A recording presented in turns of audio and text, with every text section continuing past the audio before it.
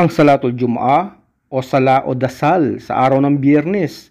Ang araw ng Jumu'ah o Biyernes ang pinakamabuting araw sa loob ng isang linggo. Naisalaysay ni Abu Hurairah radiyallahu anhu o kalugdan-nawa siya ng Allah ang tungkol sa kabutihan ng Jumu'ah dahil narinig niya ang propeta sallallahu alaihi wasallam na nagsabi, "Tayo ang huli, ngunit tayo ang mangunguna sa araw ng muling pagkabuhay o Yomul Qiyamah, samantalang ang mga angka ng sulatan ang naunang pinagkalooban ng aklat, ito ang araw na inubliga sa kanila, ngunit hindi sila nagkasundo dito, bagkus tayo ang ginabayan ng Allah. Kung kaya sa ating sumusunod ang mga tao, kinabukasan ang para sa mga Hudyo at sa makalawa naman ang para sa mga Kristiyano."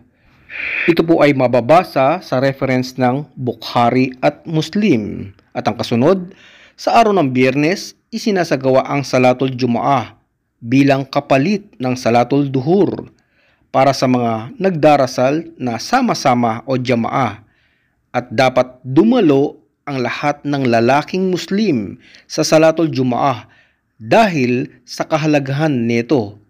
Sinabi ng Allah subhanahu wa ta'ala sa banal na Quran mula po sa chapter 62 verse 9. Ya ayyuhallazina amanu idza nudiya lis-salati min yawmil jumu'ati fas'au ila dhikrillahi wa dharul bay'. ذلكم خير لكم إن كنتم تعلمون.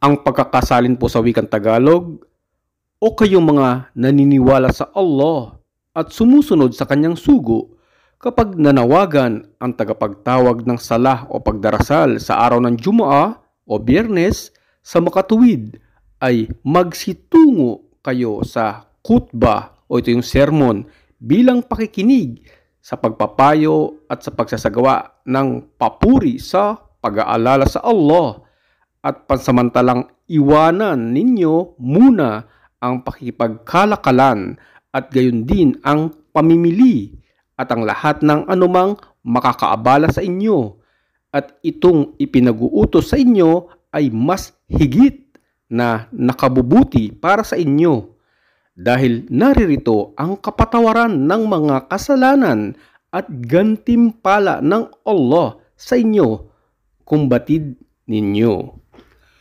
Mayroong mga nabanggit na babala para sa sinumang hindi sisipot dito, na isalaysay mula kay Abdullah bin Umar at Abu Hurairah radiyallahu anhu na narinig nilang dalawa ang propeta sallallahu alaihi wasallam na nagsabi habang siya ay nasa kanyang mimbar, "Walang pag-aalinlangan, kailangang huwag tumigil ang mga tao sa pagdalo sa Salatul Jumu'ah, o di kaya'y lalagyan ng Allah ng selyo ang kanilang mga puso at mapapabilang sila sa mga taong nagpapabaya."